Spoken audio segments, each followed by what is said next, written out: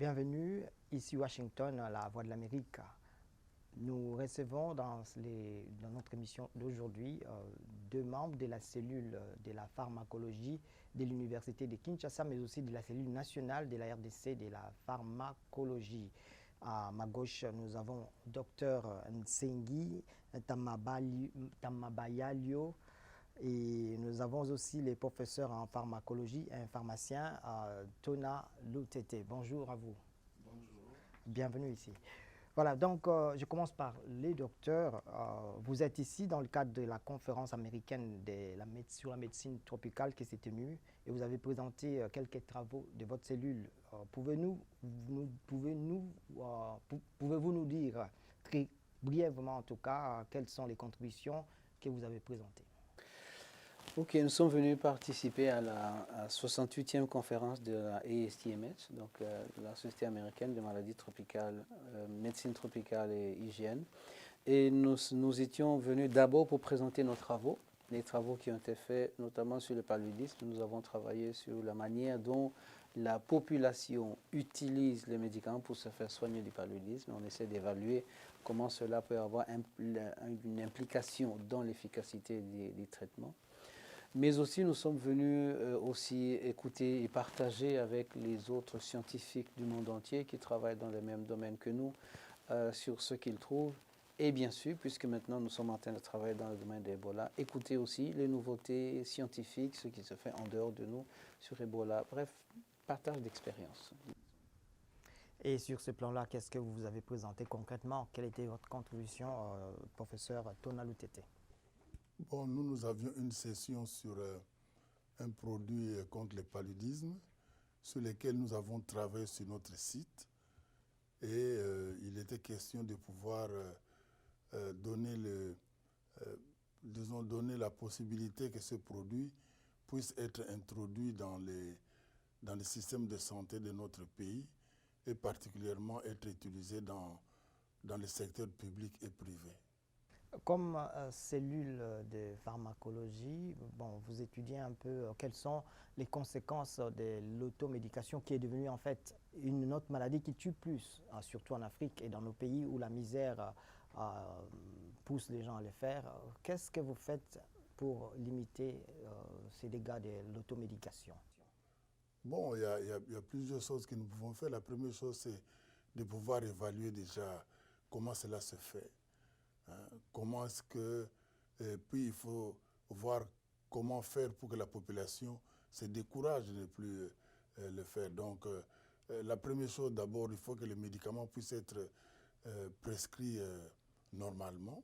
Il ne faut pas que les gens commencent à consommer les médicaments sans prescription.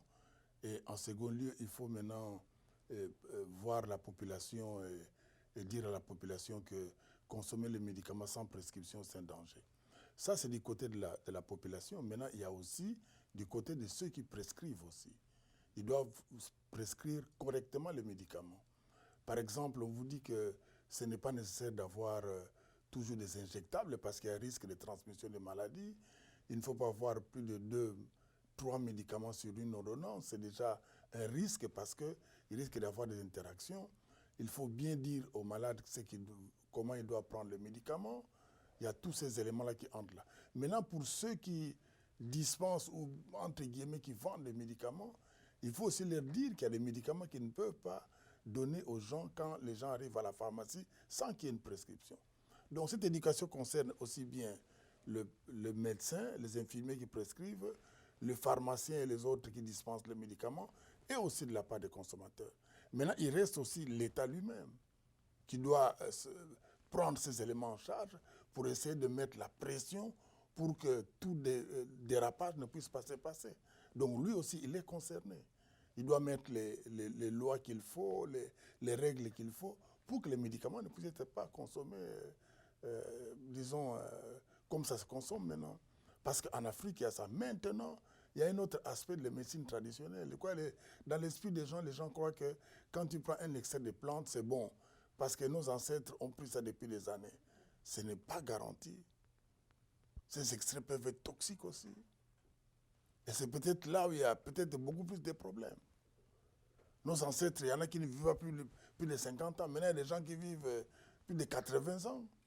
Peut-être que c'est les excès de plantes qu'ils prenaient leur posaient aussi des problèmes du point de vue des intoxications.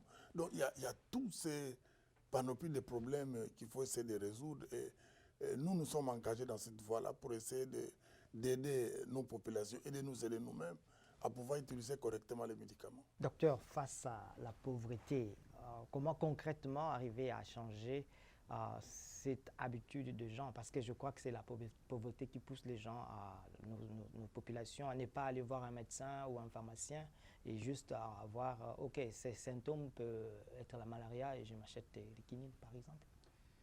Oui, il y a plusieurs choses à faire. D'abord, c'est un problème extrêmement vaste pour lequel il n'y a pas une seule réponse dans un seul domaine. Il faut vraiment agir sur plusieurs niveaux pour pouvoir essayer de résoudre ce problème.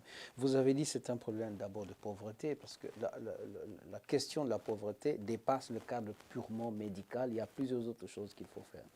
Maintenant, d'un point de vue médical, qu'est-ce qu'il faut? Je pense que le prof l'a bien dit. Premièrement, c'est essayer de comprendre correctement, de manière scientifique, qu'est-ce qui se fait, des études, connaissances, attitudes, pratiques. Sinon, on ne saura pas agir. Il faut comprendre, faire des études pour comprendre comment ils le font, pourquoi, les motivations, les déterminants, les caractéristiques de ces personnes qui les poussent à faire cela. Une fois que l'on a ces éléments-là, on peut alors avoir dans quel sens il faut orienter les mesures correctrices. Et ces mesures correctrices iront dans plusieurs sens. Vis-à-vis de la population, ce sera certainement, premièrement, l'information. Qu'ils sachent, un peu comme vient de le dire le professeur, on a eu des idées tout à fait fausses. On a des idées du genre, ce qui est naturel est bon, ce qui est chimique est mauvais. C'est une grosse erreur. On a beaucoup d'éléments scientifiques qui nous montrent ça. Donc, un, l'information, c'est un. De deux, au niveau de la communauté médicale. Nous avons mené une étude il y a quelque temps sur le comportement des patients après avoir reçu une prescription médicale. Et on avait deux groupes de patients, certains à qui le médecin avait expliqué avant de prescrire, il a expliqué, voici le médicament, il est comme ça, il peut produire tels effets indésirables, il avait bien expliqué.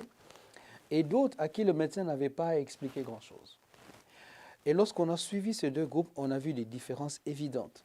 Ceux à qui le médecin avait bien expliqué les choses se comportaient bien. Même quand il y avait des effets indésirables un peu embêtants, ils rappelaient leur médecin pour dire « j'ai eu ceci, qu'est-ce que je peux faire ?» Quand ils avaient des effets indésirables un peu moins graves, bénins, ils supportaient le traitement jusqu'à la fin et ils n'allaient pas demander l'information à n'importe qui. Ceux à qui le médecin n'avait rien dit, quand ils avaient des effets indésirables graves, ils arrêtaient le traitement ou bien ils demandaient conseil à n'importe qui. Ils ont eu des comportements qui ont été des comportements à risque. Et là, nous avons déterminé qu'il y a une responsabilité claire du médecin dans le comportement de son patient. Et donc ça, c'est un message à envoyer chez le médecin pour qu'il puisse aider les personnes. Autre message, c'est un message à adresser au niveau des gouvernants, etc. Mais comme j'ai dit, c'est un message assez complexe qui nécessiterait par exemple l'intervention des anthropologues qui peuvent mieux comprendre les sociétés pour voir pourquoi ils recourent à ça, comment ils le font. De notre côté, ce que nous apportons comme information, c'est de dire à tout le monde attention. Ne prenez pas n'importe quel produit pour n'importe quelle maladie. Et en disant produit, pour moi, je dis que ce soit le produit de la médecine moderne, que ce soit le produit de la médecine traditionnelle, quand c'est mal utilisé, ça provoque des dégâts. Je vais dire quelque chose d'assez simple. Un produit de la médecine traditionnelle bien utilisé, c'est bon. Un produit de la médecine moderne bien utilisé, c'est bon. Mais lorsqu'on utilise sans diagnostic précis, sans dosage précis, des produits en désordre, quels qu'ils soient, ça, c'est quelque chose qui peut nuire gravement et qui, aujourd'hui encore, nuit gravement à la santé de nos populations.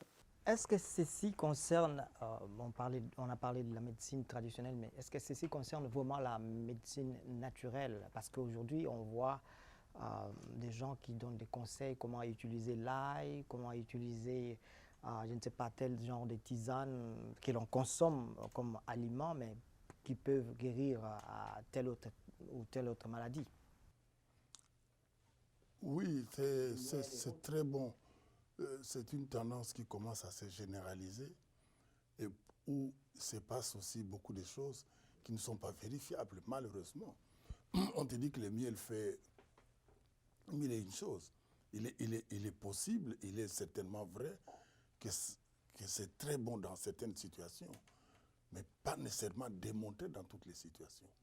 Maintenant, le miel est sain, c'est vrai. C'est-à-dire que quand vous me le présentez comme médicament, je recherche un effet lié à la suppression d'un symptôme ou d'une maladie. Mais dès lors qu'il ne le fait pas, c'est que vous m'avez trompé. Et c'est ça le problème.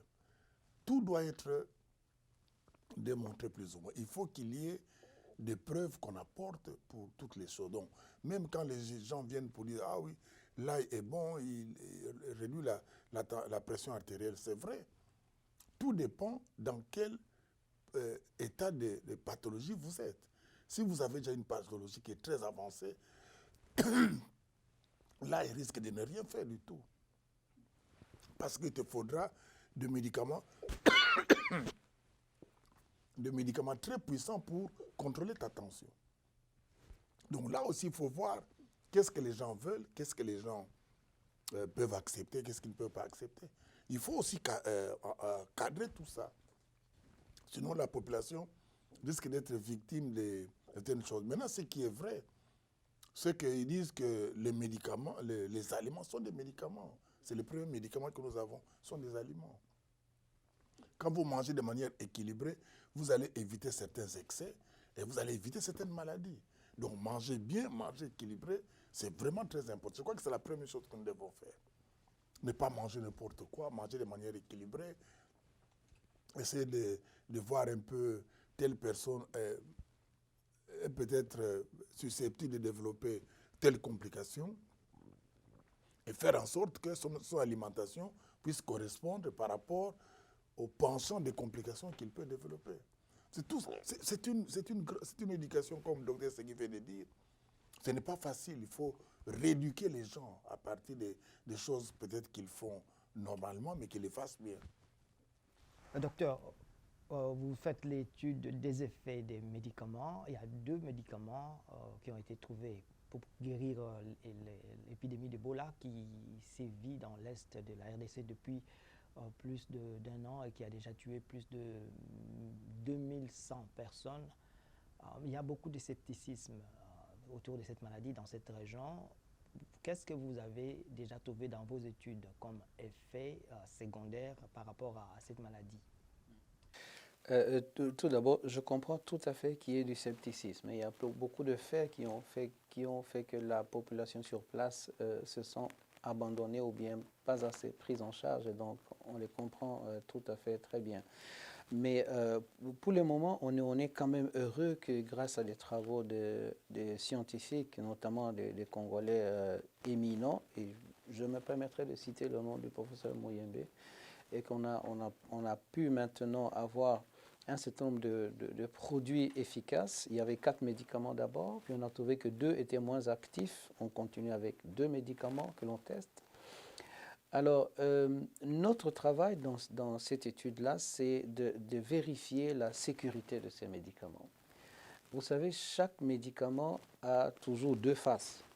La face efficacité, le médicament guérit, il soigne la maladie, il élimine les microbes, bien. Mais aussi la face B, le médicament lui-même peut provoquer des problèmes, ce que l'on a coutume d'appeler effets secondaires. En fait, ce sont des effets indésirables. Et notre rôle dans cette étude, de nous assurer que ces médicaments-là ne provoquent pas de problèmes chez les patients. Nous ne sommes pas seuls, nous travaillons, c'est une équipe du Centre national de pharmacovigilance. On travaille avec des collègues américains du NIH et avec eux, nous analysons tous les problèmes. Si un patient a vomi, nous regardons. Si le patient s'est gratté, si le patient est mort, si le patient a de l'hypotension, nous analysons tout ça pour essayer de voir, OK, il a eu de l'hypertension. Est-ce que c'est la maladie Ebola qui a causé ça? Nous avons des outils scientifiques pour analyser ça. Est-ce que c'est autre chose qui a causé ça ou est-ce que c'est le médicament? Et il y a eu certains effets pour lesquels nous avons essayé de trouver que c'était le médicament qui a causé ça. Par exemple, on a vu un patient qui s'est mis à vomir beaucoup. On a essayé, après notre analyse, on a vu que c'est le médicament qui avait aggravé ces vomissements. Mais on est heureux de dire que jusque maintenant, on n'a pas encore ce qu'on appelle un signal, c'est-à-dire quelque chose qui tendrait à dire que ces médicaments posent de graves problèmes. Ce que nous pouvons dire maintenant, c'est que ces médicaments, comme beaucoup d'autres médicaments, à commencer par les paracétamol, peuvent provoquer un certain nombre d'effets indésirables qui sont pour la plupart bénins et qui sont 40 millions de fois moins dangereuses que la maladie elle-même. Ça, c'est du moins par rapport aux données que nous avons jusqu'à maintenant. Mais ça ne signifie pas que nous devons croiser les bras. Nous devons continuer à suivre et à réétudier, et on le fait avec le plus grand sérieux pour essayer de voir est-ce que ces médicaments ne provoquent pas de problème. Voilà un peu ce que je peux dire jusque-là, jusqu'à ce niveau ici. Et vos études s'étendent jusqu'où? Parce que vous semblez voir un peu les effets à long terme. Oui,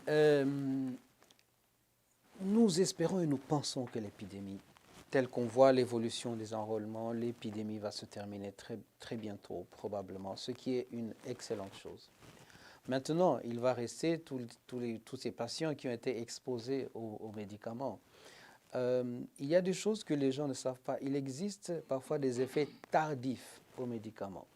On a eu certains médicaments qui ont été pris, l'individu prend le médicament aujourd'hui, et il développe un effet indésirable 9 mois après, sans savoir. On a même eu dans l'histoire de la médecine des effets indésirables sur la descendance. C'est-à-dire, on a une histoire, le diéthylsylbestrol, les scientifiques le connaissent bien. Les mamans prenaient les médicaments, les mamans étaient très bien, sans problème, mais ce sont les enfants qui développaient des cancers dès qu'ils arrivaient à l'âge de la puberté. Et on a pris du temps pour découvrir que tous ces enfants, c'est le médicament pris par leur maman qui avait causé des effets. Donc, depuis lors, tous les médicaments, on essaie de voir les effets sur la descendance. Donc, pour nous, pour le moment, c'est toutes ces personnes qui ont été exposées sur les médicaments, être capable de les suivre pendant plusieurs mois pour savoir comment ils se comportent. Premièrement, pour pouvoir les aider, si jamais ils développent un effet indésirable, nous avons des outils pour gérer et prendre en charge cet effet indésirable. Ça, c'est un. Deuxièmement, pour fournir des informations pour les générations futures. C'est-à-dire, nous pourrons dire, quand vous prenez ce médicament, faites attention, dans autant de mois, il peut avoir ceci, et parfois, on peut donner un médicament pour prévenir que ça ne puisse pas arriver. Donc, on a vraiment intérêt, pour le moment, à assurer un suivi, à continuer à suivre tous ces patients. Je reviendrai un peu à ce que vous avez dit au début de ce programme. Vous avez présenté vos conclusions sur vos études sur les paludismes. Il y a un Congolais que l'on a présenté dans les médias internationaux comme quelqu'un qui a trouvé une tisane qui existe déjà mais qui guérit cette maladie. Est-ce que vous en avez tenu compte dans vos recherches? Bon, c'est-à-dire que il y a plusieurs produits à base de plantes qui sont actifs contre le paludisme. Nous-mêmes, dans notre équipe de travail, nous étions les premiers en RDC à avoir conduit des études du début jusqu'à la fin. Donc, d'arriver à prendre un extrait de plante, d'en faire un médicament, de le mettre sous des formes de capsules, de faire les essais cliniques et de voir l'efficacité de ça. Nous-mêmes, nous travaillons sur la médecine traditionnelle. Je crois que moi, dans mes travaux, il y a plus de publications. Celui-là, c'est un médecin. Je n'ai pas cité son nom ici. Vous le connaissez dans l'Est. Vous connaissez sûrement. Artemisia, voilà. Mais Artemisia annua, c'est une plante d'origine chinoise qui est à la base d'une substance active qui s'appelle artésunate. Ce n'est pas une plante congolaise. Je crois qu'elle a été importée chez nous, elle est cultivée à grande échelle. Mais il faut faire attention à le paludisme. Vous devez utiliser la dose qu'il faut. Et quand on doit préparer des tisanes, on vous dit prenez telle partie des feuilles, mettez dans telle quantité d'eau et chauffez, et puis après vous allez prendre. Vous ne savez pas quand vous allez chauffer si le principe actif va être dénaturé ou pas. Vous ne savez pas quelle quantité vous devez prendre. Dans les maladies infectieuses, il vaut mieux utiliser les produits à les doses qu'il faut, à la durée qu'il faut, avec des recommandations, comment on appelle ça, des durées d'administration adéquates. Moi, personnellement, je ne conseillerais pas qu'on puisse utiliser les extraits de plantes pour le traitement de paludisme. Pourquoi? Parce que maintenant, nous avons affaire à des souches qui sont devenues résistantes, des souches rebelles, qui ne répondent plus à un seul composé. Dans le paludisme, maintenant, il faut utiliser au moins 2 composés des sources différentes, agissant différemment, qui ont des cinétiques complémentaires. Et tout ça, il faut d'abord les avoir étudiés. Sinon, vous êtes, en voulant bien faire, vous êtes en train de favoriser l'émergence de la résistance. Et en fin de compte, on va se retrouver coincé avec ça. Aujourd'hui, dans les pays, même les molécules actives que nous avions commencent à poser des problèmes et nous posons des questions. Si demain nous ne faisons pas attention de gérer déjà de manière rationnelle ce que nous avons, nous allons nous retrouver sans médicaments efficaces. Et c'est ça le problème. Si vous voulez soigner une inflammation, la médecine traditionnelle, mais quand on vous dit soigner le paludisme avec un médicament traditionnel, je m'excuse beaucoup, mais je mets des réserves pour ça. Vous venez donc de... Parce qu'il faut des études et prouver que ça peut être utilisé en 3 jours, 2 prises par jour, telle concentration. Ce n'est pas évident. Déjà la molécule là, maintenant il faut la combiner avec quoi? Vous ne savez pas, et c'est ça le problème. Vous venez du département d'État américain, où vous avez rencontré les autorités congolaises, mais aussi certaines personnalités. Qu'est-ce que vous avez fait comme plaidoyer par rapport à la cellule, par rapport à l'université, parce que vous êtes aussi une cellule de la pharmacologie de l'université. Qu'est-ce que vous attendez de... Oui, ce que vous dites pharmacologie, c'est la pharmacovigilance en fait. Donc nous, c'est comme mon collègue Dr Sengi avait dit, quand vous avez un médicament, il y a 2 aspects. Le médicament doit guérir, mais d'abord, il ne faut pas qu'il fasse tort. Je crois même que les anciens Grecs, ils disaient, il faut d'abord qu'il ne fasse pas du tort avant de pouvoir l'utiliser. Nous, on a transformé ça, on dit, il faut d'abord qu'il soit efficace et vous l'utilisez. Non, il faut d'abord écarter ceux qui sont mauvais. Donc nous faisons la pharmacologie, nous suivons les dangers liés aux médicaments. Et pour faire ça, il faut des moyens. Il faut des personnels qualifiés. Et le pays est tellement grand que nous, à Kinshasa, nous sommes à une quinzaine dans notre département. Ce n'est pas avec 15 personnes que vous allez vous occuper de la santé de 80 millions de personnes. Vous ne pouvez pas. Nous avons fait des estimations. C'est peut-être pas nécessaire de le dire ici, parce que bon, ça n'a pas été prouvé, mais les gens qui ont vu ça nous ont dit, oh, mais vous êtes même très c'est plus que ça. On a essayé d'évaluer le nombre de gens qui meurent par an liés aux effets dangereux, aux effets secondaires des médicaments. C'est affreux. Et la personne qui a regardé ça des fois mondiales me dit, ouh, mais attention, je crois que vous êtes un peu en dessin. On a dit, nous voulons rester là, mais pour montrer que le problème est sérieux. Et pour le faire, ce que nous avons demandé au département d'État, c'est qu'on nous aide à mettre plusieurs centres de pharmacovigilance dans les pays. Que cette activité puisse être généralisée. Parce que déjà, au niveau du pays, déjà, à Kinshasa, peut-être beaucoup de gens ont commencé à apprendre que la pharmacovigilance existe. Mais au niveau du pays, il y a des endroits où les gens ne savent pas. Parce qu'il faut faire attention, il faut dire aux gens que quand vous arrivez dans une pharmacie, vous voyez un médicament dans un bel emballage. Mais il peut encore tuer. Tout n'est pas fini. Vous devez continuer à étudier ces médicaments. Et c'est le volet de pharmacovigilance. La pharmacovigilance a commencé depuis qu'on sélectionne les médicaments, mais lui, il continue jusqu'au moment où les médicaments ne sont plus là. L'aspirine, qui est là depuis longtemps, il est encore suivi jusqu'à aujourd'hui. Alors, quand vous êtes dans un pays où on consomme des médicaments comme ça, il nous faut des gens engagés, mais il nous faut, si vous voulez, des antennes ou des entités qui doivent être éparpillées à travers les pays pour suivre ça. Parce que nous, seuls à Kinshasa, on est à 3000 km d'ici, vous ne saurez pas faire.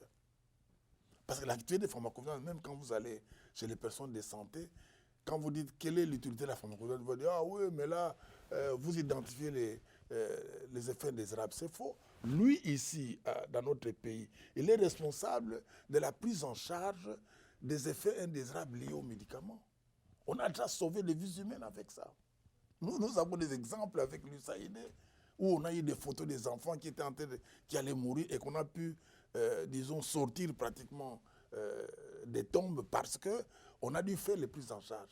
Maintenant, cela ne veut pas dire que les médecins qui soignent les malades ne sont pas bons, mais cet aspect-là, c'est un aspect qui est resté un peu... Il fallait l'oublier parce qu'il ne fallait pas trop en parler. Donc les gens ignoraient ça un peu. Vous recevez quelqu'un qui a développé des effets désirables, et bon, vous dites, bon, écoutez, bon, essayons de lui donner un antibiotique pour protéger contre les infections. C'est peut-être l'antibiotique que vous êtes en train de donner, et ça qui va l'amener à la mort. Donc maintenant, on est en train de développer ça. ce qu'on appelle oui, les pathologies médicamenteuses. Parce que maintenant, on dit qu'il y a des pathologies, donc des maladies, qui surviennent parce que tu as pris les médicaments. Et étant donné qu'on les appelle maladies, il faut les soigner. Et je vous dis, c'est une chambre noire dans notre pays et beaucoup de gens sont en train d'en mourir.